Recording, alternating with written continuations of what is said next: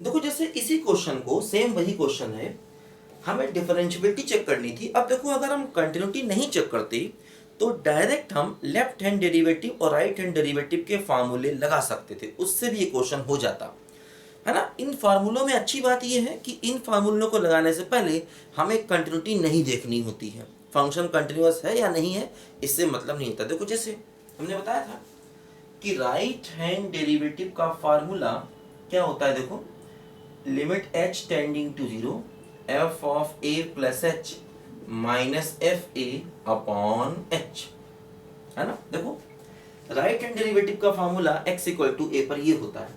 तो ये फार्मूला अगर हमसे 1 पर डिफरेंशियबिलिटी पूछी गई तो हम डायरेक्ट लगा सकते थे।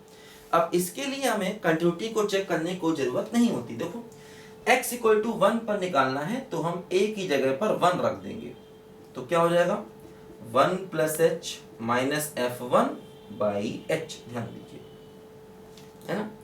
x इक्वल टू 1 पर हमें निकालना है तो हम लोग क्या करेंगे, a की जगह पर 1 ले लेंगे, ध्यान दो, ठीक है। देखो अब क्या हुआ, देखो f1 प्लस h इसकी वैल्यू चाहिए, f ऑफ 1 प्लस h। देखो क्या होगा, f of 1 plus h greater than 1 से निकलेगा, क्या होगा 2 fractional part of 1 plus h और माइनस 1, ठीक है ना, fractional part of 1 plus h, ठीक है। देखो ध्यान दो, जैसे अच्छा होगा कि हम पहले काम करें कि फ्रैक्शनल पार्ट को ग्रेटेस्ट इंटीजर में बदल दें, तो x माइनस ग्रेटेस्ट इंटीजर और माइनस 1, ऐसे देखो हमने लिखा पहले, क्योंकि हमें f ऑफ 1 प्लस h की वैल्यू चाहिए है ना।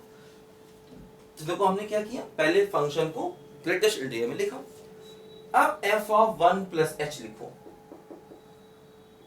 तो 1 plus h minus greatest integer 1 plus h minus 1। देखो 1 प्लस h क्या हुआ, ग्रेटेस्ट इंटीजर 1 प्लस h की वैल्यू 1 हो जाएगी, है ना, और माइनस 1।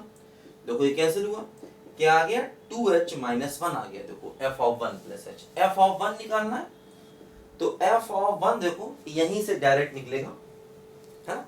इसमें x इक्वल टू 1 रख देंगे तो cos पाई की वैल्यू क्या हो गई बोलो, माइनस 1, तो आंसर क्या हो गया माइनस 1।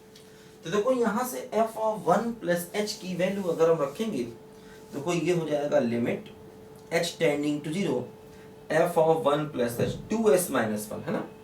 और देखो f1 ये है तो minus minus plus 1 upon h, देखो ये है लिमिट h टेंडिंग टू 0 और 2h by h, h cancel, देखो राइट हैंड डेरिवेटिव 2 आ गया, और देखो शॉर्टकट मेथड से भी राइट हैंड डेरिवेटिव यही 2 आया था, आप चेक करो। अभी जो हमने इससे पहले मेथड लगाया था शॉर्टकट वाला मेथड, उससे भी देखो राइट हैंड डेरिवेटिव यही आया था, ठीक। अब देखो है ना, अगर हम निकालें लेफ्ट हैंड डेरिवेटिव तो कैसे निकालते हैं, limit h tending to 0 f of a minus h minus f a upon minus h, यहीं से करते हैं। h की जगह पर क्या रख देते हैं बोलो, माइनस एच रख देते हैं, है ना, h की प्लेस पर माइनस एच रख देते हैं, ठीक। देखो क्या हुआ, अब 1 पर निकला है तो a की जगह 1 रख दो, 1 पर चेक करना है तो a की जगह पर 1 रख दो, ठीक है, अपॉन माइनस एच। अब देखो f of 1 plus h, sorry f of 1 minus h निकालना है। देखो 1 माइनस h क्या होगा, देखो f ऑफ 1 माइनस h, देखो यहां पर इसी में ग्रेटेस्ट इंटीजर cos पाई 1 माइनस h ऐसे लिख दिया, हाँ, लेस देन 1 वाले में x की जगह पर 1 माइनस h रख दिया, है ना, लेस देन 1 वाले में x की जगह पर 1 माइनस h रख दिया। देखो ये हो गया cos pi minus pi h, ठीक, ऐसे आ गया। अब देखो cos 180 माइनस थीटा ये होता है माइनस cos थीटा, है ना, cos 180 माइनस थीटा मतलब cos pi minus theta, second quadrant में cos नेगेटिव होता है तो माइनस cos थीटा, ठीक। अब देखो h क्या होता है, h होता है वेरी स्मॉल पॉजिटिव नंबर, है ना। तो देखो ये जो पूरी की पूरी वैल्यू है h होता है वेरी स्मॉल पॉजिटिव वैल्यू। ठीक, इसका मतलब देखो ये जो पूरी वैल्यू है यहाँ पर जो टर्म है ये बहुत ही छोटा टर्म है क्योंकि h बहुत छोटा है। तो जब वो पाई से मल्टीप्लाई होगा तो पूरी वैल्यू को बहुत छोटा कर देगा, है ना। तो ये पॉजिटिव वैल्यू है, वेरी स्मॉल पॉजिटिव वैल्यू। अब कॉस ऑफ पॉजिटिव वैल्यू का मतलब क्या हुआ, देखो कॉस का ग्राफ अगर हम देखें तो ऐसे जाता है, देखो ये तो cos of very small positive value, इसका मतलब वैल्यू क्या हो गई बोलो, 1 से कम हो गई, 1 से कम, तो ऐसे ये है ना। Cos of very small positive value अगर हम देखेंगे तो क्या हो बोलो, पूरी पूरी वैल्यू 1 से कम हो गई, है ना। Cos of very small positive value क्या हो गई बोलो, पूरी वैल्यू 1 से कम हो गई। अब ये पूरी वैल्यू 1 से कम हो गई, आगे नेगेटिव है, मतलब हम ये कह सकते हैं देखो cos पाई h जो है देखो ये 1 से कम है, क्योंकि मतलब ये बहुत ही छोटा पॉजिटिव वैल्यू होगा। हालांकि पाई तो 3.14 है लेकिन h बहुत छोटा है, तो h इस पूरे नंबर को वेरी स्मॉल कर देगा। जब h इस पूरे नंबर को वेरी स्मॉल कर देगा तो हम कहेंगे ये बहुत ही छोटी वैल्यू है। तो क्या होगा देखो, cos of very small value मतलब 1 से कम, तो cos पाई s 1 से कम, माइनस कर दिया मल्टीप्लाई, तो क्या हो गया, पूरी वैल्यू -1 से ज्यादा। ठीक, पूरी वैल्यू -1 से ज्यादा, तो इसका ले लेंगे क्या बोलो, ग्रेटेस्ट इंटीजर।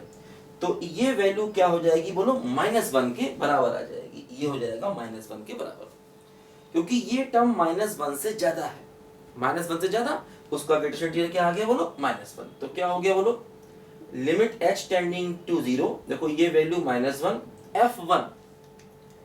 f1 की वैल्यू हमने निकाली, देखो क्या है बोलो, -1 है, तो +1 अपॉन -h, देखो ये हो गया limit h tending to 0, 0 upon anything मतलब 0, तो पूरे का आंसर 0। देखो लेफ्ट हैंड डेरिवेटिव क्या आ गया 0 और राइट हैंड डेरिवेटिव क्या आ गया 2, यही अपने शॉर्टकट तरीकों से भी आया था। तो मैं सिखा रहा हूं कैसे क्वेश्चन को अगर हमें इन फार्मूले से करना हो तब भी हम कर सकते हैं। हमेशा ध्यान रखना जो यहाँ पर h होता है बहुत ही छोटा पॉजिटिव नंबर होता है और ग्रेटेस्ट इंटीजर को हमेशा हटाना होता है।